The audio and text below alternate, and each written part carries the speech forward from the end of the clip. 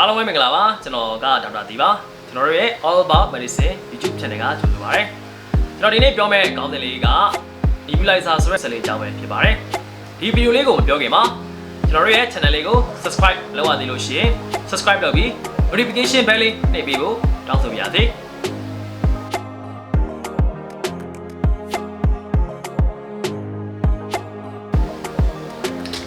Nebulizer ဆက်ဆိုတာကတော့အခုကျွန်တော်ပြထားတဲ့ဒီဆက်လေးပဲဖြစ်ပါတယ်ဒီဆက်လေးကတော့ကျွန်တော်တို့ UL တစ်စိတ်ဖြစ်ပါတယ် Nebulizer တွေမှာကျွန်တော်အမျိုးအစားရှိပါတယ်ဒီဆက်ကတော့ air compressing Nebulizer အမျိုးအစားဖြစ်ပါတယ်သူအတန်တော့နည်းနည်းလေးညံ့တယ်နောက်တစ်မျိုးဖြစ်တဲ့ဒီ ultrasonic ကကျတော့အတန်ညိန်တယ်နောက်တစ်ခုကအငွေးကသူ့တက်ဆိုင်အများကြီးပိုထွက်တယ်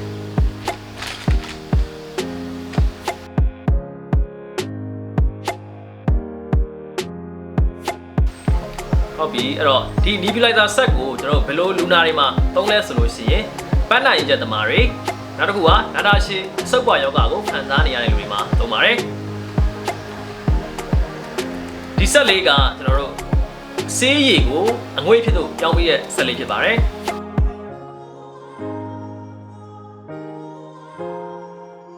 သုံးပြတဲ့ဆေးရည်ကတော့အမျိုးမျိုးဖြစ်နိုင်ပါတယ်ဒါကိုသက်ဆိုင်ရာဆရာဝန်ကဆုံးဖြတ်ပေးပါလိမ့်မယ်အခုကျွန်တော်ပြပေးမှာကတော့ဒီ Ventolin ဆိုတဲ့ဒီဆေးလေးနဲ့ကျွန်တော်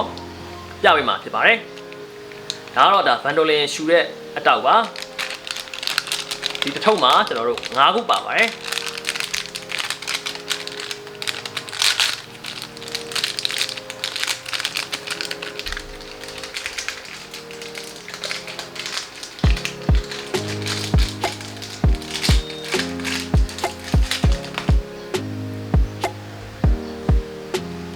ဒီတစ်ထုပ်မှာကျွန်တော်တို့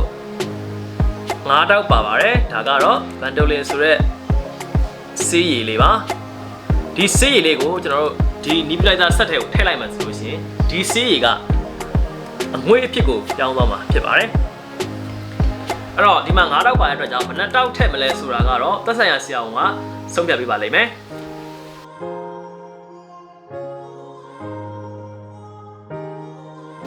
ဟုတ်ပြီအဲ့တော့ကျွန်တော်ဆက်ကိုလုပ်ပြမယ်သူလည်းပဲကျွန်တော် AC ဓာတ်ရိုက်ထိုးရပါတယ်ပလက်ထိုးပြီးလို့ရှိရင်ကျွန်တော် power ကိုဖွင့်မယ်เนาะအဲ့တော့ power ကိုမဖွင့်ခင်မှာကျွန်တော်တို့เนาะဒါကတော့ power ကိုဖွင့်တဲ့ခလုတ်လေးဖြစ်ပါတယ် power ကိုမဖွင့်ခင်မှာကျွန်တော်တို့ဘာလုပ်ရမလဲဆိုလို့ရှိရင်ဆေးထည့်ရပါမယ်เนาะ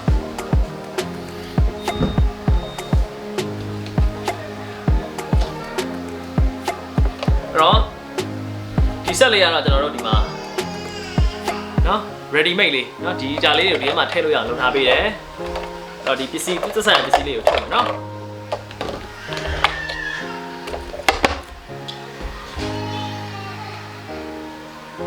ဟုတ်ပြီအဲ့တော့ကျွန်တော်ကတော့ဒီမှာဆေးတစ်ထောင်နဲ့စမ်းပြเนาะ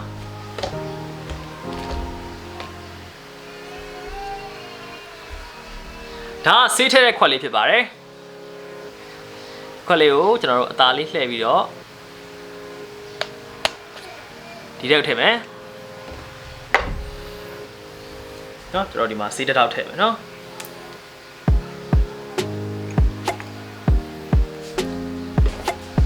ဒီ Ventolin ဆေးတစ်ထောက်မှာကျွန်တော်တို့ဆေးကသူက 2.5 ml ပါတယ်အဲ 2.5 ml မှာဆေးပမာဏက 2.5 mg ဖြစ်ပါတယ်သူကဒီတိုင်းသုံးလို့အဆင်မပြေဘူးကျွန်တော်အငန်းရည်เนาะ NS ရောရပါတယ် NS ကတော့2ဆနဲ့3ဆလောက်ရောရပါတယ်အဲ့တော့ 2.5 ml ဆိုတော့ကျွန်တော်2ဆရောလိုက်မယ်5 ml ထည့်လိုက်မယ်เนาะဒါကတော့အငန်းရည်ပါ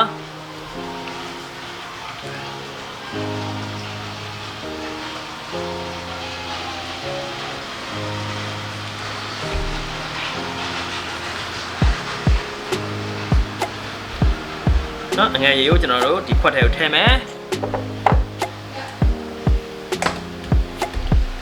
လို့ရှိရင်ကျွန်တော်ပြန်ပိတ်မယ်နော်သူ့လုံးအောင်ပြန်ပိတ်ပြီးလို့ရှိရင်ကျွန်တော်တို့ နော်ရှူလို့ရတဲ့ဟာကကျွန်တော်တို့ကဒါဆိုလို့ရှိရင်နော်ဒီလိုကိုက်ပြီးတော့ရှူလို့ရတဲ့ဟာတွေရှိတယ်လို့နော်ဒီ mask နဲ့နော် mask နဲ့ရှူလို့ရတဲ့ဟာလည်းရှိပါတယ်ကျွန်တော် mask နဲ့ရှူလို့ရတဲ့ဟာကိုပြမယ်နော်အဲ့တော့တက်လိုက်ပြီပြီးရင်ဒါကိုပြန်ဖွင့်မယ်ပြီးရင်ဒီမှာနော်ကျွန်တော်တို့ထိုးတဲ့ပေါက်လေးရှိတယ်နော်အဲ့ဒီပေါက်လေးမှာကျွန်တော်ထိုးမယ်နော်ပြီးလို့ရှိရင်လည်းဒီမှာကျွန်တော်တို့နော်သူတက်တဲ့အပေါက်လေးရှိတယ်နော်သူတက်တဲ့အပေါက်လေးရှိပါတယ်နော်အဲ့တက်တဲ့ပေါက်လေးကိုထိုးမယ်ပြီးလို့ရှိရင်တော့ခုနကကျွန်တော်ပြောခဲ့တဲ့ပါဝါကိုဖွင့်မယ်နော်ပါဝါကိုဖွင့်လိုက်တာနဲ့အတန်မီလာပြီးတော့အငွေ့တွေထွက်လာပါပြီဟုတ်ကဲ့အဲ့ထွက်လာတဲ့အငွေ့တွေကိုရှူရမှာဖြစ်ပါတယ်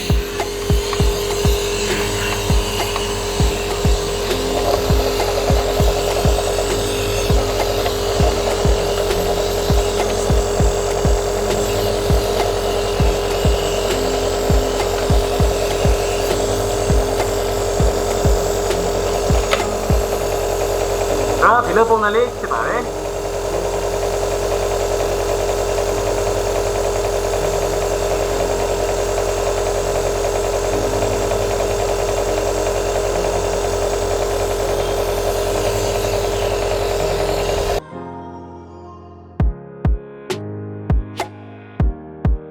တော့ဒီဆက်ကိုရှူတဲ့အခါမှာကျွန်တော်တို့အရေးကြီးတာက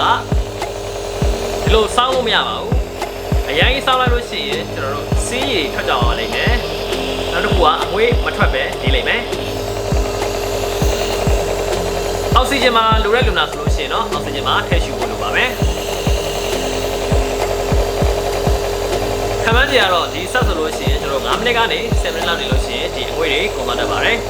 စိတ်ကုန်သွားပြီဆိုလို့ရှိရင်တော့ဆက်ကိုကျွန်တော်တို့ပြန်ပိတ်မယ်ပြန်ပိတ်ပြီးတော့ကျွန်တော်တို့เนาะဒီသူ့ရဲ့အစိတ်အပိုင်းလေးရှိတယ်ဒီအစိတ်အပိုင်းလေးတွေပေါ့เนาะဒီဟာရဲ့เนาะဒီ mask လေးရဲ့နောက်တစ်ခုကဒီခွက်လေးရဲ့ကိုကျွန်တော်တို့စက်ပြရည်ထဲမှာစိတ်မယ်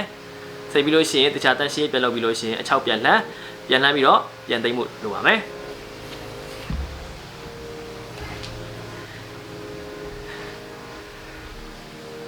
ဒီဗီဒီယိုလေးကတင်းအတွက်ကိုအကျိုးရှိမယ်လို့ထင်ပါတယ်အားလုံးကိုကျေးဇူးတင်ပါတယ်နောက်ဗီဒီယိုလေးမှာပြန်တွေ့ကြမယ်နော်